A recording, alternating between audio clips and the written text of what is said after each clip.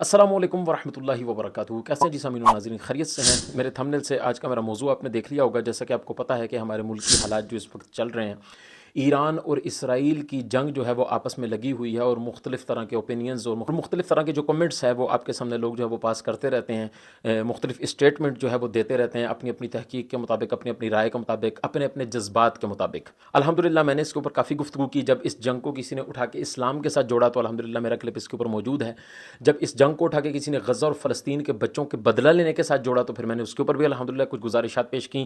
وہ بھی میرا کلپ موجود ہے الحمدللہ. لیکن جیسا کہ آپ کو پتہ ہے کہ جب یہ اسرائیل اور ایران والا یہ جنگ کا جو مسئلہ ہوا اور ایران کے وزیر اعظم کی موت کی خبر جب جو ہے وہ سوشل میڈیا پہ گردش کی، تو یہاں پاکستان میں کچھ لوگوں نے کیا کیا کہ اشتعال میں آ کے، غصے میں آ کے، جذبات میں آ کے امریکی سفارت خانے کو جا کے آگ لگا دی، گہراؤ جلاؤ کیا، املاک کو نقصان پہنچایا، ملک پاکستان کے خلاف نعرے لگائے، آرمی چیف صاحب کے خلاف نعرے لگائے، حکومت پاکستان کے خلاف نعرے بازی کی. اس کے بعد اداروں نے ایکشن لیا، جو بھی معاملات ہوئے آپ سب خبریں دیکھ رہے ہیں، سارے معاملات آپ دیکھ رہے ہیں. ہمارے جو فیلڈ مارشل صاحب ہیں، سید عاصم منیر صاحب جو آرمی چیف ہیں، وہ اہل تشیع کے کچھ علماء سے جو ہے مذاکرات کرنے کے لیے وہاں پر گئے.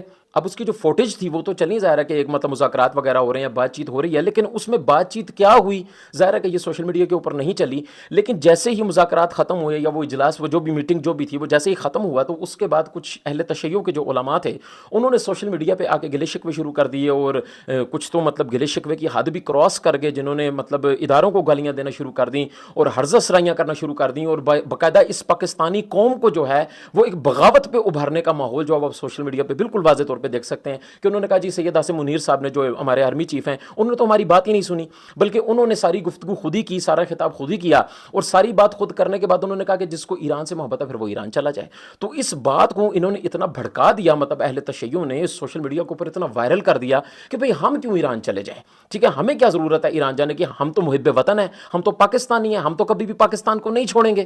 اگر ہمیں آپ یہ کہتے ہیں کہ ہم ایران چلے جائیں، ہم ایران سے محبت کرتے ہیں، تو آپ بھی امریکہ سے محبت کرتے ہیں، آپ بھی اسرائیل سے محبت کرتے ہیں. تو کسی نے کہا آپ نیتن یاہو کے پاس چلے جائیں، تو کسی نے کہا جی آپ امریکہ چلے جائیں. یار دیکھیں، دو چار باتیں میں اس کے اوپر کروں گا. اب ہمیں اہل سنت بھی مجھے سنیں، اور اگر فرقہ اہل تشیع والے مجھے سن رہے ہیں تو بالکل وہ بھی ٹھنڈے دماغ سے سن سکتے ہیں، انشاءاللہ ان کو فائدہ ہی ہوگا میری باتوں سے. کوئی فرقہ پرستی کی بات نہیں ہے، اصول کی بات میں انشاءاللہ آپ کے سامنے کروں گا. دیکھیں، آپ کو پتا ہوگا کہ گزشتہ دنوں میرا ایک کلپ آیا جس میں نے ثاقب رضا مصطفی صاحب کی خدمت میں چند گزارشات پیش کی. اس کے اندر میں نے ایک بات کی تھی کہ جو لوگ یہ دعویٰ کرتے ہیں کہ ہم ایران کے ساتھ کھڑے ہیں، تو میں نے ایک چھوٹا سا سوال کیا تھا کہ یار دیکھیں، جب کوئی کسی کے ساتھ کھڑا ہوتا ہے نا، جب کوئی ہمدردی کرتا ہے کسی کے ساتھ، تو وہ سب سے پہلے اپنی پوزیشن واضح کرتا ہے کہ یار میں فلاں کے ساتھ کھڑا ہوں نا، تو میری حیثیت یہ ہے، میری پوزیشن یہ ہے، میں اس لیے اس کے ساتھ کھڑا ہوں. جو بندے کی حیثیت ہوگی نا، وہی اس کی پوزیشن ہوگی.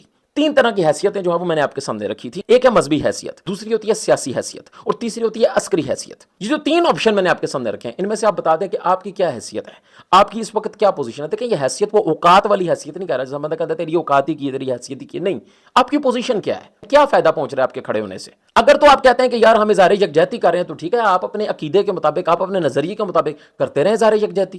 آپ کو کس نے منع کیا ہے؟ آپ اپنے گھر کے کونے میں کھڑے ہیں، ایران کے ساتھ آپ کھڑے ہیں، آپ کو کس نے منع کیا ہے؟ لیکن اگر آپ یہ کہتے ہیں کہ ہم مذہبی حیثیت سے ان کے ساتھ کھڑے ہیں، تو پھر ہم سوال کریں گے آپ سے. آپ یہ کہتے ہیں بالکل ہے مذہبی حیثیت سے کھڑے ہونے کی بات. کیوں؟ اس وجہ سے کہ اسرائیل جو ہے وہ مسلمان سمجھ کے ایران کو مار رہا ہے. اچھا چلیں ٹھیک ہے، آپ کس بات کے اوپر آ جاتے ہیں. بالفرض اسرائیل اگر کسی کو مسلمان سمجھ کے مارتا ہے، تو کیا یہ اتنا کافی ہے کہ ہم اس کو اسلام کی جنگ سمجھ لیں؟ بھئی یہ بھی تو دیکھا جائے گا کہ جس کو مارا جا رہا ہے وہ اپنا دفاع اسلام کی وجہ سے کر رہا ہے یا اپنی اسٹیٹ کی وجہ سے کر رہا ہے. اسرائیل کا کسی کو مسلمان سمجھ کے مارنا یہ اس چیز کی دلیل تو نہیں ہے کہ وہ اسلام کی جنگ ہے. بھئی اسرائیل تو کسی بھی مسلم کنٹری کو اگر ہٹ کرے گا تو وہ تو اسلام کی وجہ سے ہی کرے گا. لیکن یہ جس کو ہٹ کیا جا رہا ہے، یہ آگے سے اپنا جو دفاع کر رہا ہے، کیا یہ غزہ فلسطین کی وجہ سے کر رہا ہے؟ کیا یہ اسلام کی جنگ لڑ رہا ہے؟ دعویٰ کرنے سے بات نہیں ہوگی. دعویٰ تو کوئی بھی کر سکتا کہ یار ہم اسلام کی جنگ لڑ رہے ہیں. اگر اسلام کی جنگ لڑ رہا ہے تو میرا سوال جو میں نے پہلے کیا تھا وہی سوال میں آپ کے سامنے رکھتا ہوں. اگر یہ جہاد ہے تو اس جہاد میں پہل کیوں نہیں کی گئی؟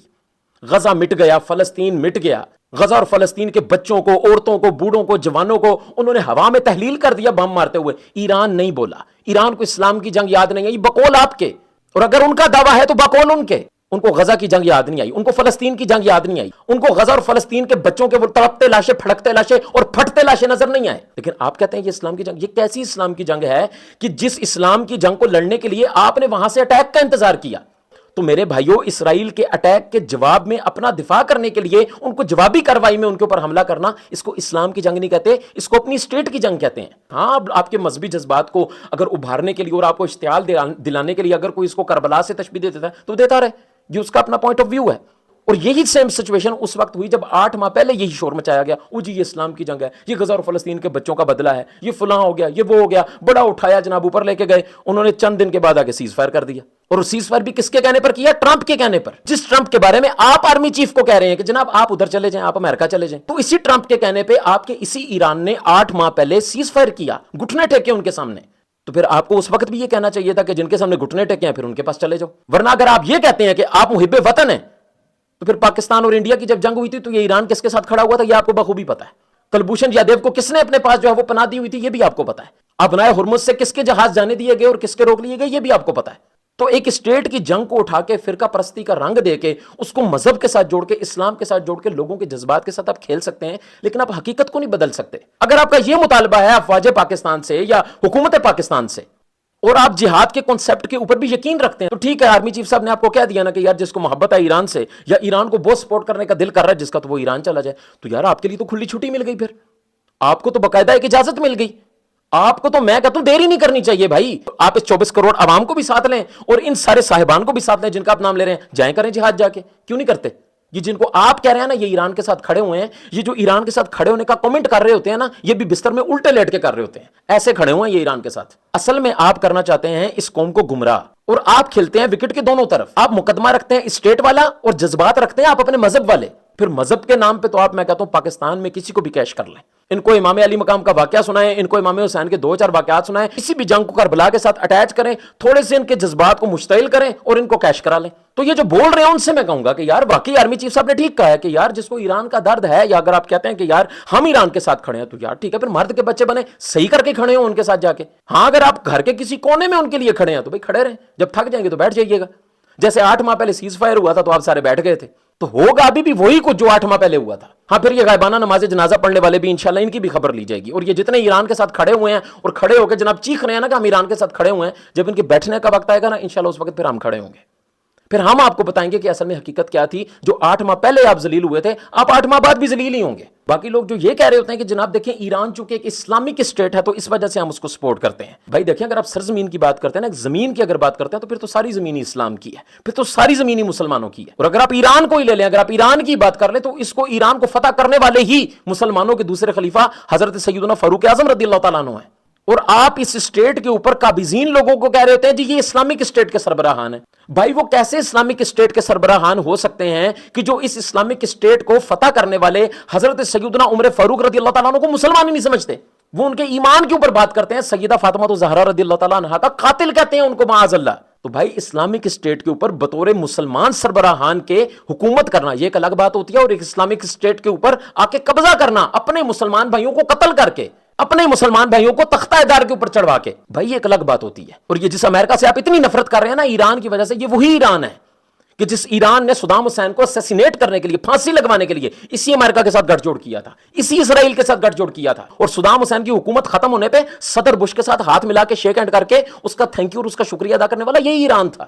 یہ جس ایران کے بارے میں آپ کہہ رہے ہیں نا کہ اسرائیل ان کو اسلامک اسٹیٹ سمجھ کے، ان کو مسلمان سمجھ کے مار رہا ہے، یہ جن کو مسلمان سمجھ کے مار رہا ہے نا، انہوں نے اپنے ہی مسلمان بھائیوں کو صرف فرقہ پرستی کی بنیاد پہ لاکھوں مسلمانوں کو عراق میں، شام میں، لبنان میں، یمن میں اگر اجتماعی تعداد نکالی جائے تو کم و بیش 1.5 ملین مسلمانوں کو صرف فرقہ پرستی کے نام پہ انہوں نے اسرائیل اور امریکہ کے ساتھ مل کے قتل کیا. 1.60 کروڑ مسلمانوں کو ملک بدر کیا.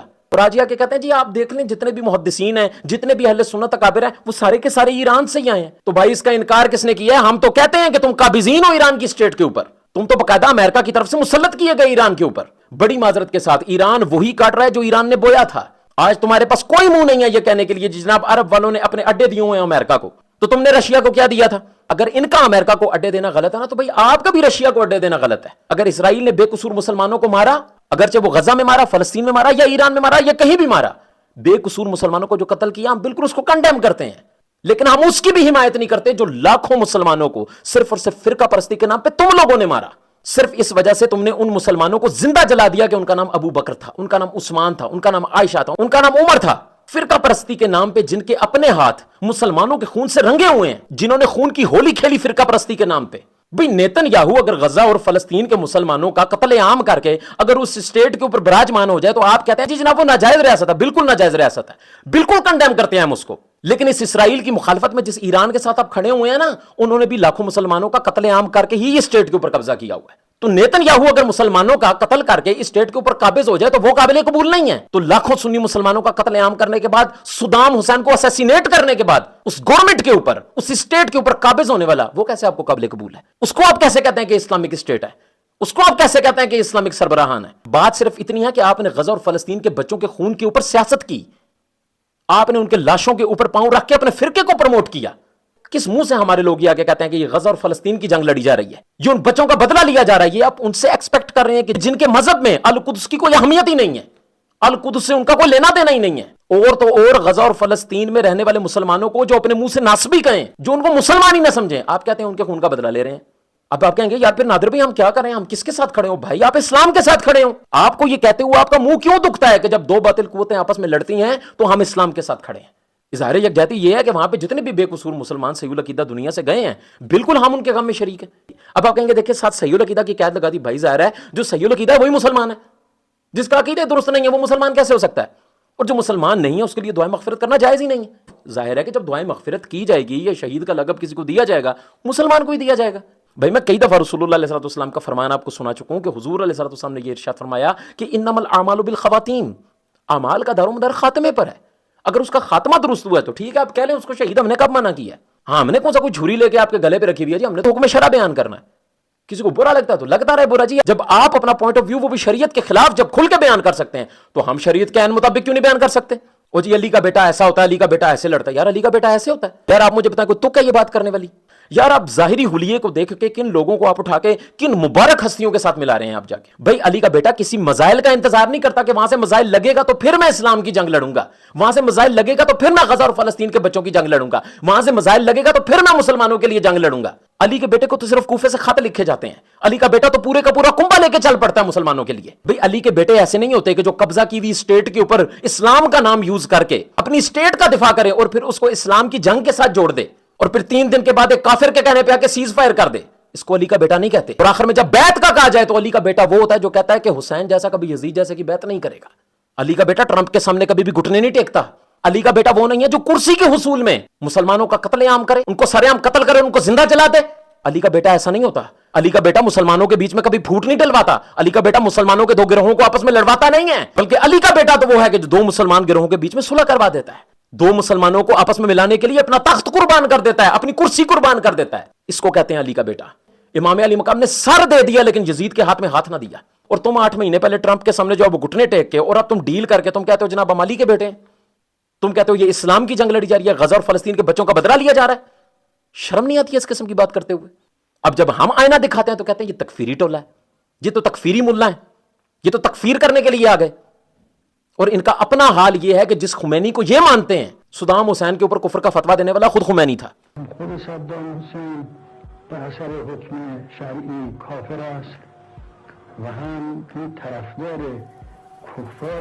अब आप कहेंगे सद्दाम हुसैन ने भी तो उसको दजाल का, तो सद्दाम हुसैन को मेरा रिश्तेदार लगता है। भाई मैं तो इल्जामन आपके सामने ये बात कर रहा हूं कि अगर आप हमें ये कहते हैं जी जनाब ये तकफीरी टोला है, ये कुफर के फतवे दे रहा होता है, तो भाई आपको कुफर का फतवा देने वाली मशीन नजर आती है तो कुफर बकने वाली मशीन आपको नजर नहीं आती? भाई कुफर का फतवा तभी लगता है ना कि जब सामने से कुफर बका जाए। तो कुफर बकने वाले कुफर बकना छोड़ दें तो यहां से कुफर का फतवा लगाने वाले फतवा लगाना छोड़ देंगे। जब आप कुफर बकने वाली मशीन चलाएंगे तो फिर कुफर को रद्द करने वाली मशीन तो ऑटोमेटिकली चलेगी। तो कितने बदबख्त हैं वो लोग जो लोगों को गुमराह करने के लिए कहते हैं कि जी जनाब ये देखिए इन्होंने कुफर की मशीन लगाई हुई है, ये तो लोगों को काफिर करने पे तुले हुए हैं। तो वो जो कुफर बकने पे तुले हुए हैं उनको क्यों नहीं एक्सपोज करते हो? मुनाफिकत क्यों करते हो? एक बंदा सैयदना फारूक आजम रज़ियल्लाहु ताला अन्हु के ईमान के ऊपर गुफ्तगू कर रहा है, वो कहता है इनका ईमान साबित करो। आपको ये कुफर बकने वाली मशीन नजर नहीं आ रही? उसके जवाब में अगर किसी ने आके कह दिया कि किसी सहाबी को अगर कोई काफिर कहेगा वो दायरा इस्लाम से खारिज, आप कहेंगे नहीं जी कुफर का फतवा दे दिया। ये तो काफिर काफिर खेल रहे हैं। जो अपना ये अकीदा रखे कि हमारे इमाम गायब आएंगे और सैयदना फारूक आजम और सैयदना अबू बकर सिद्दीक रज़ियल्लाहु ताला अन्हु को कब्र से निकालेंगे और दरख्त के साथ उल्टा बांध के जनाब अपना इंतकाम लेंगे, कोई सहाबी की तकफीर करे, आपको कुफर नजर नहीं आता। उस वजह से अगर उस सहाबी की तकफीर करने वाले की कोई तकफीर करे, वो जी इनका तो काम ही है, तो कुफर के फतवे देते हैं। शर्म करो, कुछ शर्म से डूब मरो। तुम अमीर मुआविया रज़ियल्लाहु ताला अन्हु के मजार के ऊपर जाके जूते बरसाओ, ये फिरका वारियत नहीं है। हम हजरत अमीर मुआविया की शान बयान करें, ये फिरका वारियत है। تم شیخان کریمین کو گالیاں بکو، یہ فرقہ واریت نہیں ہے، ہم اس کا رد کریں یہ فرقہ واریت ہے۔ تم اما عائشہ صدیقہ رضی اللہ تعالیٰ عنہ زوجہ رسول کے یوم شہادت کے اوپر عائشہ فی النار کے نعرے لگاؤ معاذ اللہ، کیک کاٹو عائشہ فی النار لکھ کے معاذ اللہ، یہ فرقہ واریت نہیں ہے۔ ہم یہ ویڈیو چلا کے تمہیں 2-4 باتیں سنا دیں، تمہارا رد کر دیں، یہ فرقہ واریت ہے۔ تو تم کفر بکنا چھوڑ دو، ہم تمہیں کافر کہنا چھوڑ دیں گے۔ ہمیں کیا ضرورت پڑی ہے بھائی کسی مسلمان کو ہم بلا ضرورت شرعی بغیر کسی شرعی ثبوت کے ہم اس کو کافر کہیں؟ لیکن اگر تم صحابہ کرام علیہم رضوان کے ایمان کے اوپر سوال اٹھاؤ گے، اگر تم اما عائشہ صدیقہ رضی اللہ تعالیٰ عنہا کو فی النار کہو گے تو ہم بھی تمہیں کافر کہیں گے، ڈنکے کی چوٹ پر کہیں گے۔ ہمارے پاس بھی بیان کرنے کے لیے بہت کچھ ہے، لیکن آپ اپنے حرکتوں پہ خود ہی غور کریں، ہم جو کچھ عرض کریں گے تو پھر شکایت ہوگی۔ تو آپ کے پاس تو منہ ہی نہیں ہے آرمی چیف صاحب کو یہ کہنے کا کہ جی آپ امریکہ چلے جائیں، کیونکہ آپ کے اپنے بڑے امریکہ کے ساتھ ہاتھ ملا ملا کے شکریہ ادا کرتے رہے مسلمانوں کا قتل کرنے پہ۔ شكرا سيادة الرئيس على إتاحة هذه الفرصة، شكرا للشعب الأمريكي على تعاطفه مع محنة الشعب العراقي ومساعدته في التخلص من الدكتاتورية وإقامة الديمقراطية في العراق. تو اب جو آپ نے بویا تھا وہ اب آپ کو کاٹنا پڑ رہا ہے، تو اب آپ کو درد ہو رہا ہے۔ تو وہ کہتے ہیں نا الحق مر، حق جو ہوتا ہے نا وہ کڑوا ہوتا ہے۔